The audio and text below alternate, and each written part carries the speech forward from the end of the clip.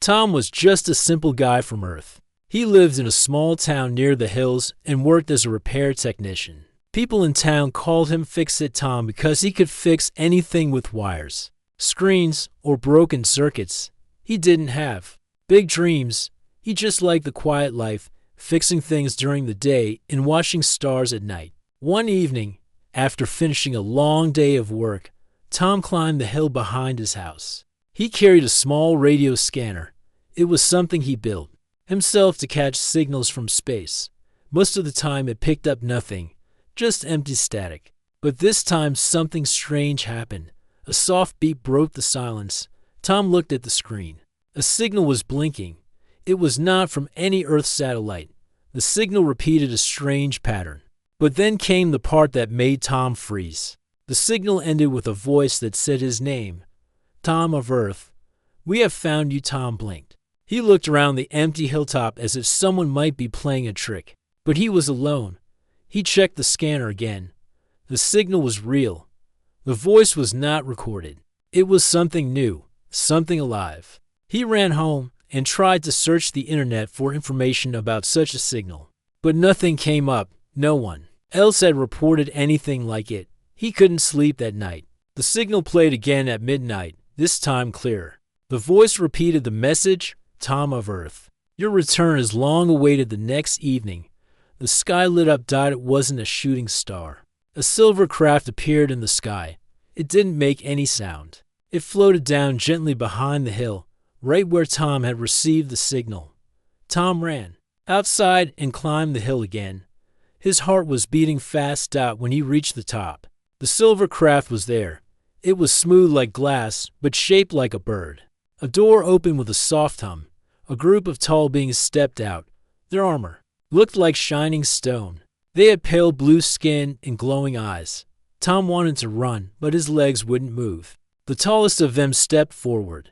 He had a long scarf around his shoulders and carried a curved staff. He bent one knee and bowed his head. Your Grace, he said in a deep voice, we have come to return you to your people. Tom's mouth opened in shock. He pointed to himself. Me? I think you've made a mistake. I'm just Tom. I fix wires. I'm not whoever you're looking for. The tall being looked at Tom kindly. Your face, your signal, your time, all match. You are the lost heir of the Vulcan Empire. Tom laughed nervously. I'm not royalty. The others behind the leader bowed as well. They looked at Tom like he was someone important. Tom had never been treated like that before. In fact, no one had ever even called him Sir. Leader spoke again. I'm Commander Relo. Our empire has searched for generations. You carry the blood of the first flame. The test was sent across the stars. Only you answered. Will you come with us? Tom looked up at the stars. His scanner still blinked quietly in his hand. Something in him felt pulled. A small voice inside whispered that this was no mistake. I'll go, he said quietly. But I'm telling you, I'm not royalty. Relo nodded. Tom will show who you truly are. Tom stepped into the silver craft. The door closed behind him. The floor was soft under his feet, like walking on sand. Lights blinked gently along the walls. The ship lifted into the sky without sound or shaking. Outside his window, Earth grew smaller. The stars ahead seemed brighter than ever before. Him sat in silence. He didn't know what was waiting for him out there, but deep in his chest, something stirred, a feeling he couldn't name. Not fear, not excitement, but something ancient, something calling. Looked at his reflection in the glass wall. He still saw the same face, same dark hair, same brown eyes, but the stars outside didn't see just Tom the repair guy. They saw something more. And for the first time in his life, Tom wondered if maybe they were right. The silver ship moved through space like a silent shadow. Inside, Tom sat by the window and watched the stars. He had never seen them like this before. They didn't look far away. Now they looked like neighbors, close, bright, and alive. Commander Relo stood beside him. His tall frame and calm voice made him seem like a protector. Tom didn't know what to say. He still felt out of place. He was just a man from Earth. But now he was inside an alien ship with strangers calling him a royal heir. Where are we going? Tom finally asked. Relo answered. We are traveling to Velkara, the capital world of our empire. It is where the throne waits. It is where your story began long ago." Tom looked confused. "My story began in a small town on Earth. I fixed things. For people. I'm not part of any throne." Rilo nodded slowly. "The bloodline of the first flame was hidden long ago to protect it from destruction. One of the royal children was sent to Earth during the Great Silence. We believe you are from." That line. Tom leaned back. He didn't know anything about royal blood or ancient empires. But there was one thing he did know. Something strange was happening inside the ship. Every time he walked near a door, it opened on its own. When he passed a control panel, the lights changed. The system seemed to respond to him. Later, as Tom walked through the main hall of the ship, a glowing orb floated down from the ceiling. It hovered in front of him, then shifted its color to match his heartbeat. The crew stopped and watched. Some of them dropped to one knee. Tom felt heat rise in his face. "I didn't do anything," he said. Ilo stepped forward. "You did not have to. The orb of light responds only to the blood of the royal line. It has not moved in over 100 years." Tom looked at the orb again. "This is a mistake. I still think you brought the wrong person." A voice came from behind. It was soft and clear. "Do you feel lost, Tom?" Tom turned and saw a girl standing in the hallway. She was younger than him, with short silver hair and bright green eyes. She wore a simple robe. Unlike the guards in armor, she looked calm, but her eyes were deep, as if they could see more than just the surface. "Yes," Tom said.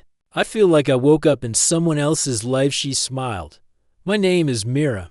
I see pieces of the future.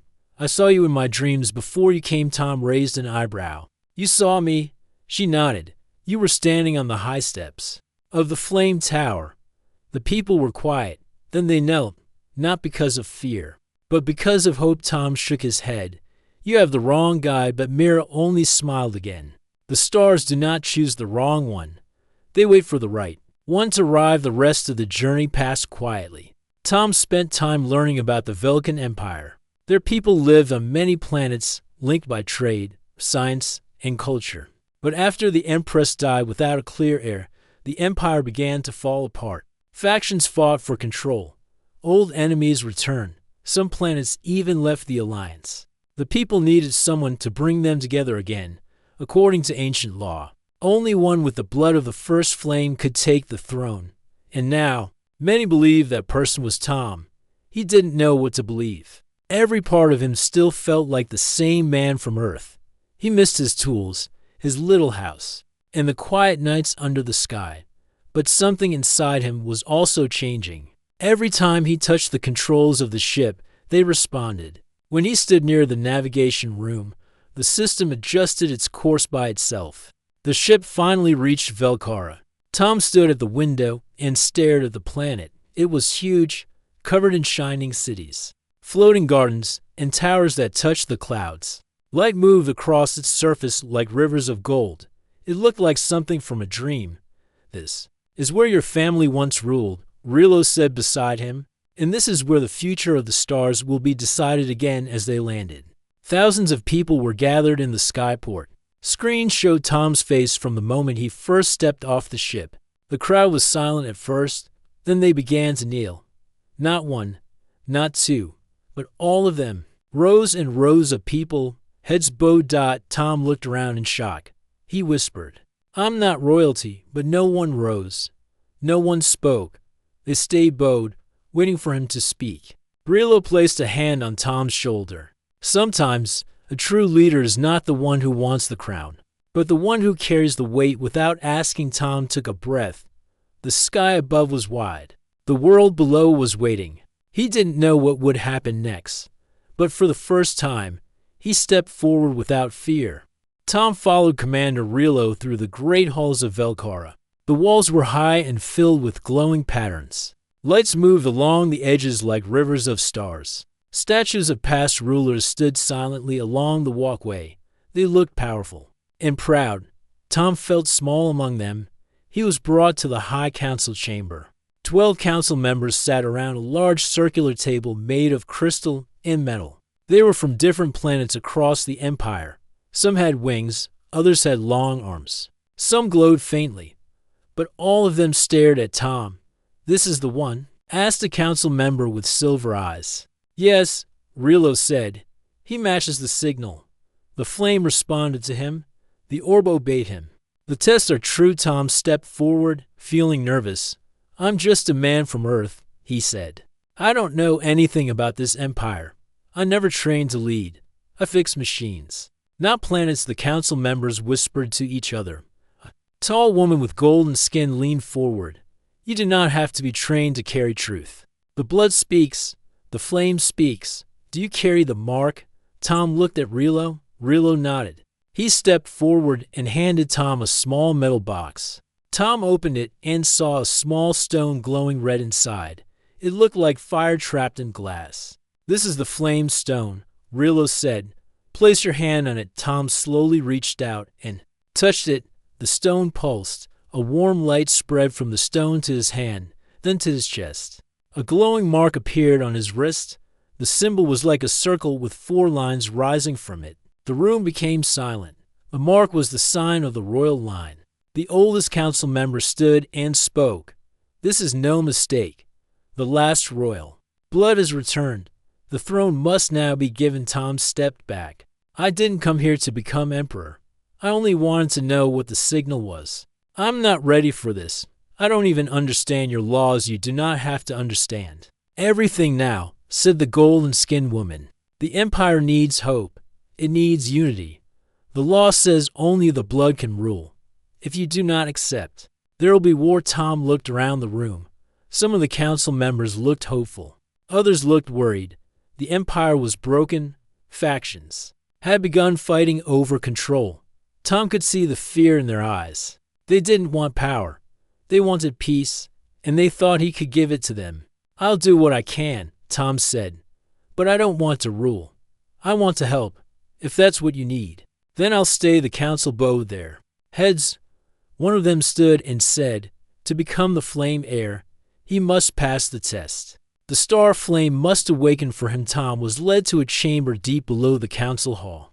The walls were dark and made of stone. At the center was a tall structure shaped like a tower with no top. Floating above it was a spinning crystal. It glowed faintly. "This is the star flame," Rilo said. "It only lights for the true heir. If you touch it and it remains dark, the test has failed." Tom stepped forward. His heart beat fast. He looked back once, then reached out and placed his hand on the base of the tower. At first, nothing happened. Then the crystal above began to shine. A slow light poured out, growing brighter and brighter. The flame inside it turned gold, then red, then blue. The walls lit up with glowing lines. The room filled with warmth. The star flame had awakened. Gasps filled the chamber. Guards dropped to their knees. Rilo bowed his head. A voice from the chamber's wall spoke in ancient words. "The line has returned. The flame shall not fade. Let the stars know. The true blood rises again." Tom stared at the flame. He felt something change inside him. It was not power. It was not pride. It was a deep call, like a promise waiting to be fulfilled. When they left the chamber, the news had already spread. In the capital city, bells rang. Crowds gathered again. Across the empire, screens showed the image of the star flame, glowing in Tom's hands. Planets that had broken away began sending messages again. Some promised peace, others sent gifts.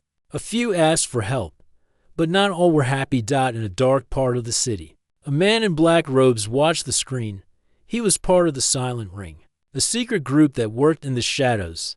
They had grown strong during the Empire's weakness. Now they feared their power would be lost. He turned to his followers.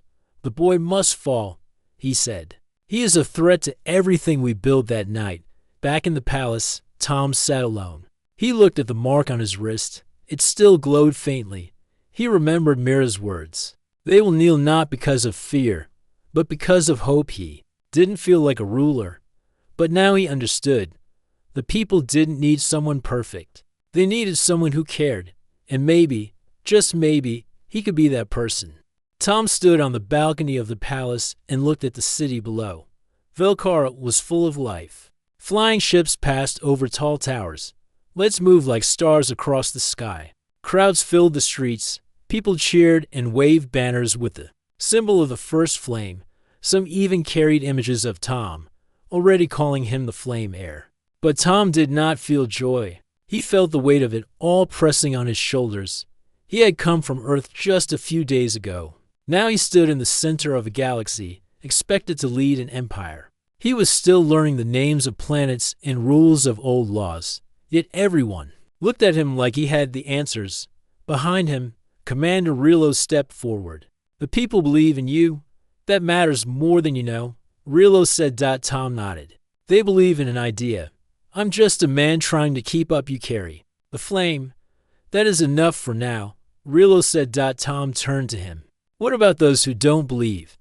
What about the enemies hiding in the dark?" Rilo's face became serious. "There are whispers. The Silent Ring is active again.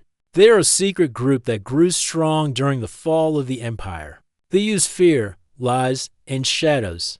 They do not want a true ruler. They want control." Tom sighed. "Then we have to stop them before they stop us." That night, Tom met Mira in the gardens. The stars above them blinked softly. Mira stood by a glowing tree, her eyes closed. When she opened them, she looked worried. "There is danger coming," she said. "I saw a tower burning and a symbol of the Silent Ring painted in red." "Where?" Tom asked. "I do not know yet, but it will happen soon," Mira said. "And when it does, you must not run. You must stand." Tom nodded slowly. He trusted Mira. Her visions were not always clear, but they often came true. The next morning, Tom was invited to visit the Hall of Memory, a place where records of past rulers were kept. He walked there with Rilo and a few guards. The hall was quiet, filled with crystal walls and floating images of old kings and queens. Each image told a story. Some were of war, some were of peace. All of them showed leaders who had shaped the stars. Tom stopped in front of one image. It was a man who looked a lot like him. "Who is this?" Tom asked. Rilo replied. "This was Kieran, the last royal guardian before the fall. He disappeared during the Great Silence. Some say he went into hiding to protect the flame." Tom stared at the image. The eyes were familiar. The nose, the jawline, even the way the man stood, it all looked like him. "Do you think he was sent to Earth?" Tom asked.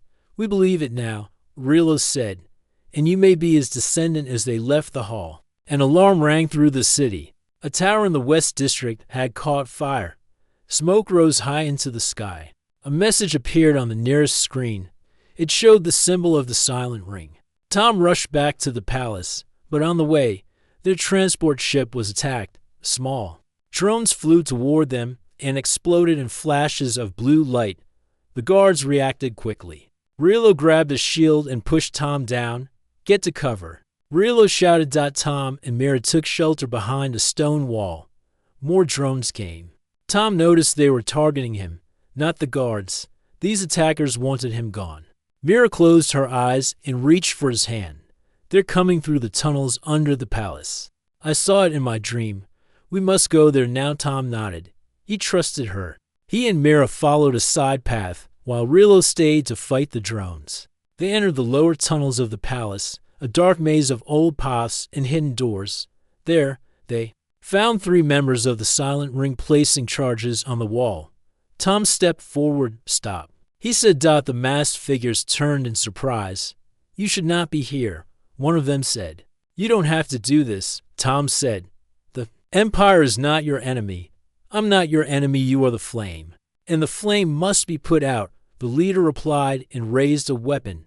Before he could fire, Mira reached into her pocket and threw a crystal to the ground. It burst with a bright light. The attackers covered their eyes. Tom grabbed a loose pipe and knocked the weapon out of the leader's hand. A short fight followed, but the guards arrived just in time to help. The attackers were captured. Later that night, Tom sat with Rilo and Mira in the command room. He had cuts on his arm, but nothing serious. The fire in the tower had been controlled. The attack had failed. "We must find the rest of the Silent Ring before they try again," Rilo said. Tom looked at the map of the Empire, filled with stars and light. "They're afraid of what we represent, not me. Us, unity, peace. They want to rule through fear. We'll fight with something stronger, Tom said. Mira smiled. Hope, Tom nodded. Yes, hope. For the first time since he arrived, Tom didn't feel lost. He felt ready. The palace was quiet as the sun rose over Velkara. The light touched the golden towers and shining bridges of the capital. Birds flew over the gardens, and the people prepared for a new day. But inside the royal hall, Tom stood at the center. Surrounded by the High Council. Today was not just another day. It was the day of the trial of stars. Commander Relo stepped forward and held a silver scroll. Long ago, he said, before anyone could take the throne, they had to pass the trial of stars. It is not a test of strength or power. It is a test of heart, mind, and spirit. It is the final proof of true royal blood. Tom stood tall, but his hands were shaking. He was not afraid of failing. He was afraid of not understanding who he really was. He had come far from Earth.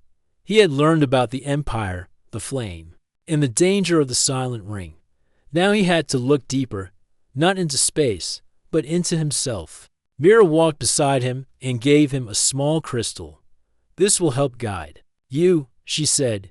It is linked to my thoughts. If you are lost, I will send you light. Tom smiled. Thank you. The council led him to a ship. It was small and round, like a glass bubble. It flew silently through the sky and left the planet's surface. It moved toward a place called the Temple of Chiral, a floating structure between two moons. The temple was ancient. It drifted in space without engines, held in balance by invisible forces. As the ship reached the temple, the doors opened. Tom stepped out onto a silver path. The walls of the temple glowed faintly. Symbols moved along the surface. The floor felt soft under his feet, like walking on air. A voice echoed through the space. It was not human. It was the temple's guide. You have come to seek truth. Then you must walk alone. Leave all fear behind. Step forward. Tom walked through the entrance. The hallway twisted and turned. Lights danced on the walls. As he moved, the air changed. He felt cold, then warm, then weightless. The temple played with time and gravity. Sometimes he floated, sometimes he felt heavy. He entered the first chamber. It was filled with mirrors. Dozens of them, each one showed a different version of himself. In one, he wore a crown. In another, he held a weapon. In some, he was old. In others, he was young. Who are you? The voice asked. I'm Tom, he answered. But which Tom? The voice asked again. He looked at the mirrors. Some versions looked strong, others looked afraid.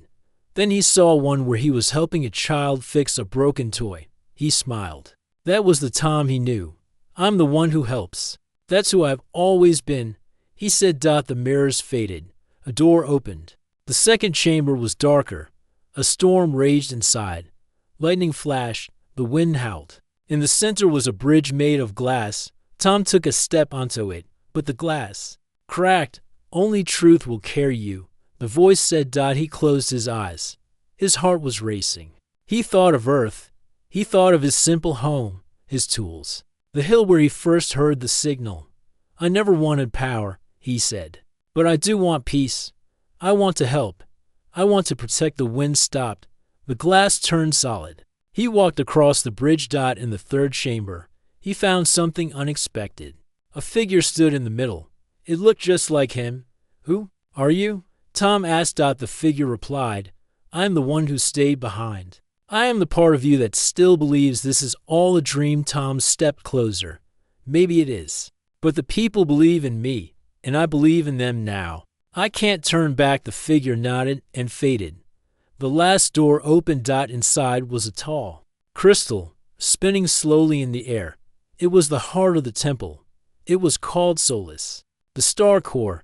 It had been silent for centuries. Tom walked forward and placed both hands on it. A bright light filled the room. The walls glowed. The temple shook. A deep voice spoke from inside the crystal. You are the heir. The blood of Karen flows in you. You are the bridge between the past and the future. You are the flame reborn. The light spread through the temple. Stars appeared on the ceiling. They moved in circles, then formed the shape of the royal crest. Tom stepped back. The mark on his wrist glowed brighter than ever. The voice spoke one last time. The Empire has waited long enough. Go now. The war is coming. Only you can unite the stars. Tom left the temple. The small ship flew him back to Velkara. As he landed, crowds were already gathered. News of the temple's awakening had reached the capital. People cheered. Flowers rained from the sky. Rilo and Mira met him at the landing pad. You did it, Rilo said. You passed the trial. The people know now without doubt. Tom looked at Mira. She was smiling, but her eyes were serious. I saw fire in my dreams again. This time it was not just a tower. It was the sky. War is coming, she said. Tom nodded. Then we must be ready. The silent ring won't stop, but neither will we. He stood tall. The mark on his wrist shone like a star, and now the stars were watching. The sky above Velkara was dark and heavy. Clouds moved fast like armies gathering for battle. Far in space, ships of the silent ring appeared like shadows. They moved silently toward the capital world. The fleet was large and filled with war machines. Their goal was clear: to stop Tom before he could claim the throne. Inside the palace, Tom stood with Commander Rilo and Mira. The room was filled with maps, screens, and glowing data. The city's defense forces prepared for the coming fight. Guards checked weapons, engineers worked on starships, and citizens took shelter. Tom looked at the screen showing the enemy ships approaching. They want to end this now, he said. If they take Velkara, the Empire will fall again. Rilo nodded. They will fight hard. But we have something they do not, hope, and we have the flame. Tom took a deep breath. I never wanted this war, he said, but I will protect the people. I will not run. Mira placed a hand on his shoulder. We will face it together, she said. The future is not written yet. The battle began before dawn. The enemy ships surrounded Velkara like a storm. Bright beams of light flashed as weapons fired. Explosions shook the air and lit the dark sky. The palace trembled as small fighters zoomed between giant warships. Tom was in the command center, watching every move. The fleet under Rilo's control launched a surprise attack. Old warships hidden in deep orbit rose from their hiding places. Their metal was old but strong. The ships glowed with new energy. Tom had found them in secret hangars during his journey. The silent ring fleet was caught off guard. The battle moved quickly into space. Fighters danced between the stars. Beams of energy met shields and crashed with thunder. Tom gave orders. But the feeling inside him was strange. He was not a trained warrior, but now he was a leader in war. He felt the power of the flame inside his hand. It pulsed like a heartbeat. He reached out and touched the control panel. The ship's systems hummed louder. It was as if the starships listened to him. During the fight, a huge enemy cruiser broke through the defenses and headed straight for the palace. It fired a powerful beam that cut through walls and shattered windows. People inside ran for cover. Tom knew this was the moment. He called Rilo. We must stop that cruiser, Tom said. I will take the starship Solus. It was the ship that brought me here. It has the power of the flame. Rilo looked surprised. Solus is ancient, but powerful. It has not been used in centuries. You will need courage. Tom nodded and rushed to the hangar. Mira and the guards followed. The Solus was waiting, shining with bright blue light. Tom stepped inside. The ship seemed to welcome him. Lights turned on, and the controls moved at his touch. The Solus rose quickly into space. Tom felt the energy flow through him. The stars outside seemed brighter. The power of the flame was alive in his hands. He moved fast toward the enemy cruiser. The two ships faced each other in the void. The cruiser fired again. Tom raised the shields. Then he fired a beam of light. It was not just energy. It was hope, courage, and strength combined. The beam hit the cruiser and exploded in a flash of colors. The enemy ship was damaged and slowed down. Tom moved closer and used the ship's control to trap it in a magnetic field. Back on Velkara, the battle turned. The enemy fleet began to retreat. The citizens cheered. The palace was safe. Rilo came to Tom's side. You did it, Rilo said. You saved us all. Tom smiled, but he felt tired. This is only the beginning, he said. The silent ring will not give up easily. The people gathered around Tom. They called him their Star King. They did not care if he said he was not royalty. To them, he was more than a ruler. He was a symbol of hope. Tom looked at the sky. The stars shone bright and steady. He felt the weight of his new role, but also the strength of those who believed in him. The war was not over, but together, they would face whatever came next. The war was over. The sky above Velkara was calm and clear. The stars twinkled softly as if they were smiling. Tom stood on the balcony of the palace, looking at the city below. The people cheered for him, but he did not feel like a king. He felt like a man who had come a long way from a small town on Earth. Commander Rilo joined him. The Empire is changing. The people are hopeful again. You have brought peace where there was fear. Tom smiled. I didn't do this alone. Mira, you, and many others helped me. I'm just one man. Mira appeared beside them, her green eyes shining. You are more than just one man. You are the symbol that brought us together. Tom looked out at the stars. I still don't feel like royalty. I'm a human. That's all I ever wanted to be. Rilo laughed softly. Sometimes, it is not the blood that makes a ruler. It is the heart. And you have the strongest heart I have ever seen. The people of the Velkan Empire began to rebuild. Old enemies became friends. New leaders rose who believed in peace and justice. Tom made sure that humans and aliens worked side by side. Earth was no longer just a small planet. It was now part of a great family among the stars. The capital city grew. New buildings rose, shining with light and hope. Tom created a new council where humans and aliens had equal voices. He wanted to make sure that no one would ever be left behind. One day, Tom stood in the new Hall of Stars, a place where stories of heroes from all planets were told. Mira stood beside him. Do you think the silent ring will return?